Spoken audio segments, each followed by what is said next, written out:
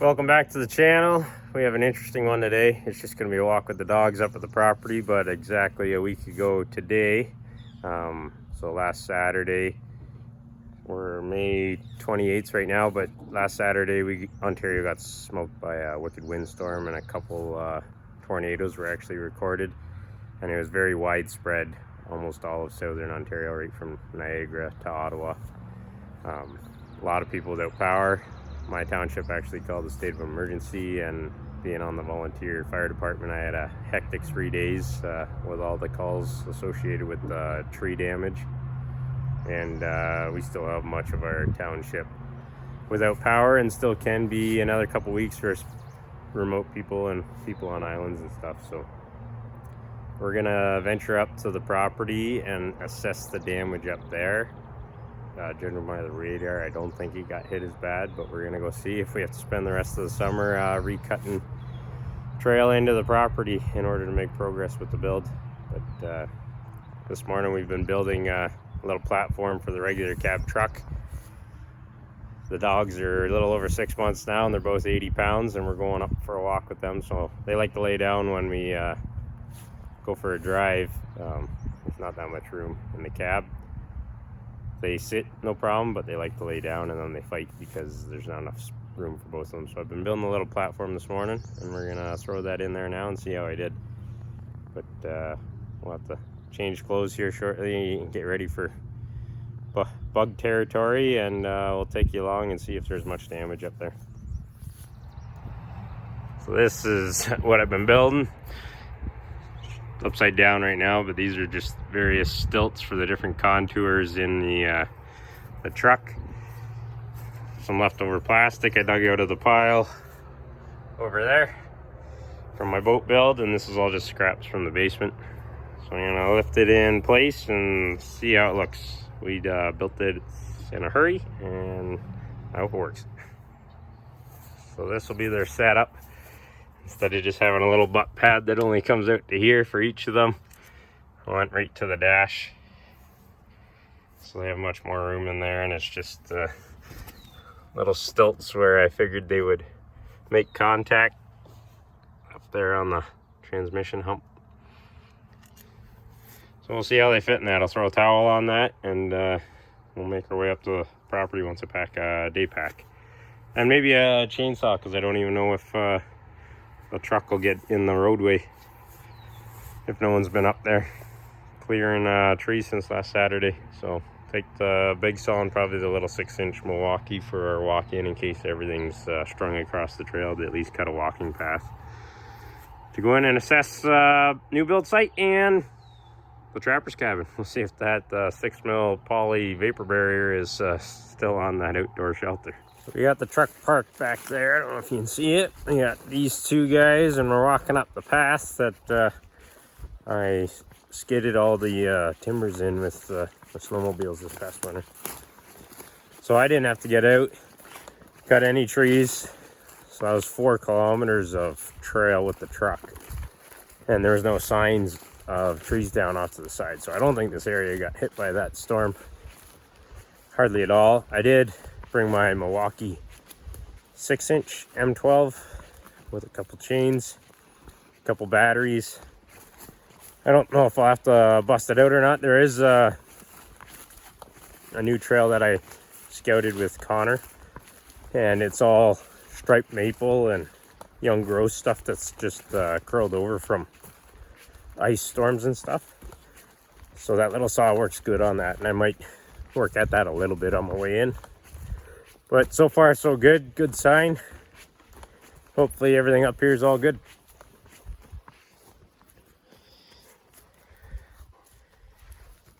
We'll see how much energy these guys have today. They got plenty of water for all of us and some snacks. They're not high energy dog breeds, so we'll see how today goes. It'll be about 8, maybe 9 kilometers.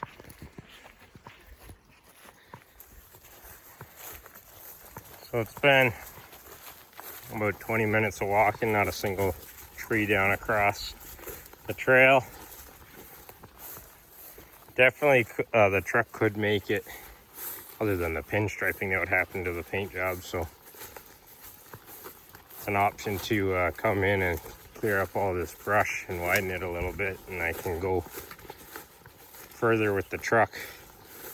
I just crested a plateau maybe 50 yards behind me, and it I could get there no problem at all and park there, gain that much distance with little effort.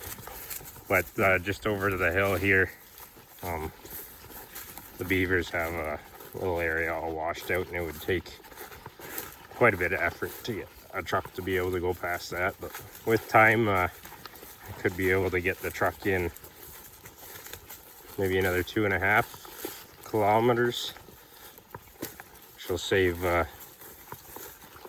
time, so I can spend more time building. But these guys seem to be enjoying the hike so far. Smelling lots of stuff, chasing little bugs and critters, and splashing in all the puddles. Yeah, just down here where you can see that tree on the left, it's one of the areas that's tricky with the snowmobile even, so it would take some attention from here in with most likely some diesel powered equipment.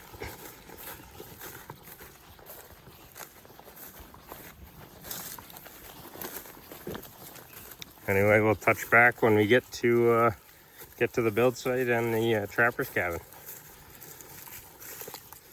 A culvert would most likely be necessary just to prevent it from washing out again in the future. Come on, Moose. Come on, Tank. We're making pretty good time. Yeah, I don't think there was any wind damage up in here at all. But I did see something pretty interesting. So I was walking over top of vehicle, like truck tracks, for a good portion until that plateau that I was just mentioning. And they turned around and I never thought anything of it. And then another 10 minutes down the trail, saw an orange ribbon hanging off a tree branch, and it said cut block boundary. So it's been a long time since all this crown land's been harvested. So I don't know if they're gonna come back in here this fall and log. If that's the case, they're gonna make me a pretty nice trail most of the way in once they get all their logging done. So that'd be all right, but it also opens up access in here to all sorts of other people using the crown land. Right now I've been the only sucker to deal with this terrain with it being all grown in. There's the odd ATV came in during hunting season, and that was it. But it gets 6 feet tall, grass and weeds. No one comes in this way all summer. So that'll probably change if it gets opened up by the loggers. Well, this just turned for the worse. These guys took off after something. And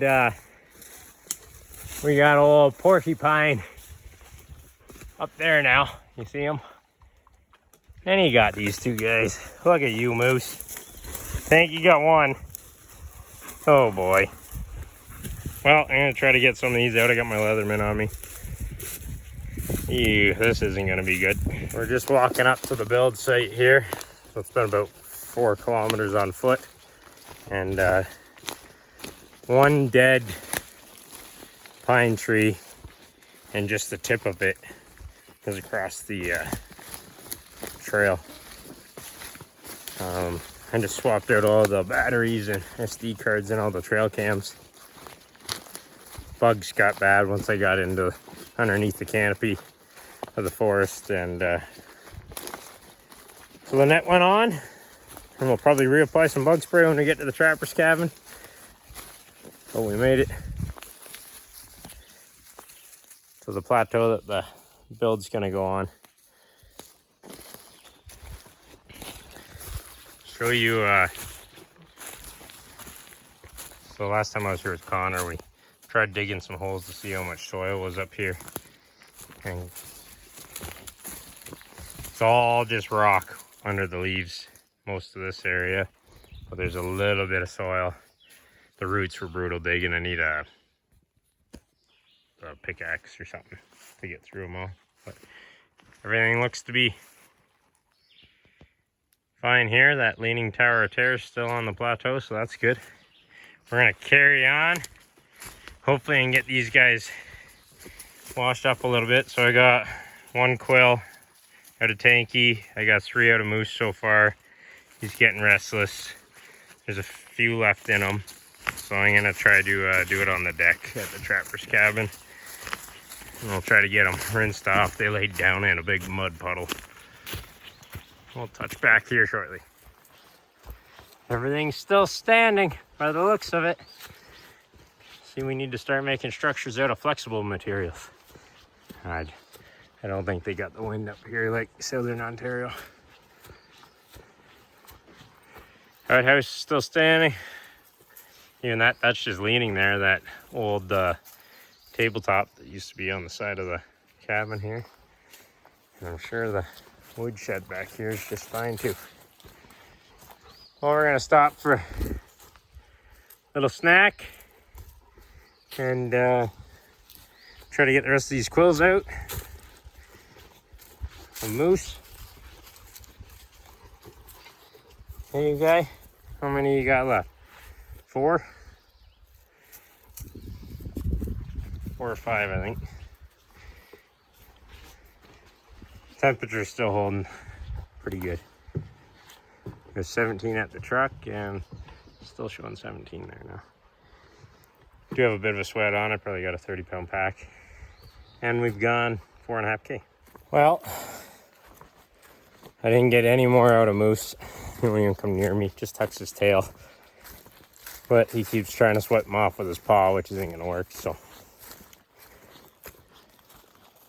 He's doing all right and running around like his own self, but I just don't want to get pushed in.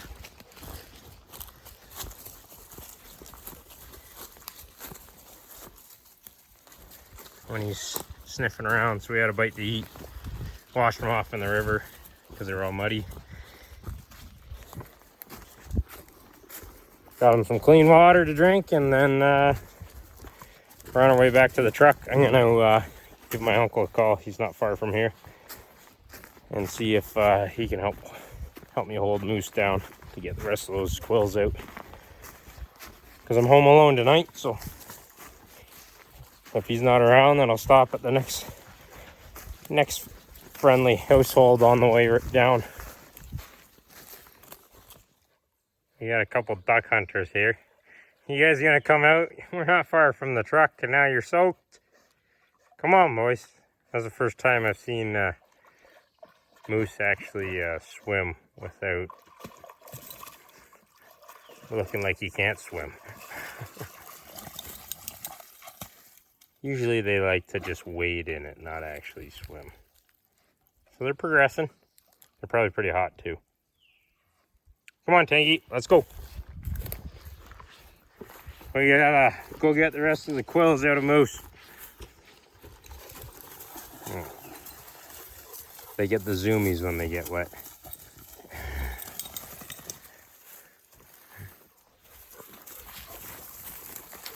So we made it back from the property, had to stop in at my uncle's. He was home, and we ended up getting the rest of the porcupine quills out of Moose on Saturday. It's Monday now. She's a warm week. We're like 30, 31 on the thermometer, 35, 37 with the Humidex. So I got to really hone in the little water setup here on the garden. So I've already made a bunch of mistakes. First time gardener. We had a few bulbs upside down, so we've corrected that. We just purchased this soaker hose, and I wanted to see how it would work gravity fed off of that rain barrel. Seems to be dripping just fine, so it'll be a nice slow water throughout the day when I'm not here, and I can just turn it on and off by that valve. So this frame was here somewhere. Of course, I added all the angle bracing, and the plywood was here at the house when I bought it, and built that all up and braced it up with some 4x4s and stuff for the weight of this water barrel. So I'm just going to top that up, and I'll shut off that valve, and then I'm going to water the garden with a couple other means to try it out. But we picked up some new garden tools tonight. So I'm gonna top this barrel up. That one and that one are full, so we got 50-foot length fire hose out. And I built this manifold probably 3-4 years ago when I was planting a bunch of grass seed. So it's 1.5 inches to 4 garden hoses. I was trying to maintain the same volume that was coming out of the pump. So it's designed for 4 3/4 inch garden hoses. I think that's 5/8. But so we got a sprinkler set up there. I have a couple other style sprinklers. We'll see how this one works for coverage, and we'll get this fired up and everything topped up. So lettuce is doing all right. I lost all my cucumbers. I started more in the house. I lost all my starter stuff trying to transition it outside. We might save a few. We had 6 tomatoes plants, we only have 1. So we're gonna buy some already started stuff and try to get it back in the ground. We've already made a bunch of mistakes and learned from it. But we have a few potatoes coming up, 3 different types of onions, and 1 cherry tomato plant and some romaine lettuce. But there this week we're gonna get the rest of the stuff in and then try to keep it alive. So we sucked half of that tank out. We're working on freeing up some room here for the next rainstorm on this one. Everything over there is all full up, and sprinkler is about to get me, and it's looking pretty good in the garden there. It's been running for a little bit, so I'm about to shut her down and pack up the hoses. But the pump with just one line, the Honda pump's almost at an idle. It's just up to a little bit to get enough pressure for the head on that guy to work. So we're gonna pack this up and hopefully we can figure this veggie garden thing out. Anyway, thanks again for watching Against the Grain Living. Hopefully we can get back to some serious cabin building stuff here this fall. There's a bit more trail cutting to do and a build site clearing to do and get at the footings. Anyway, see you next time.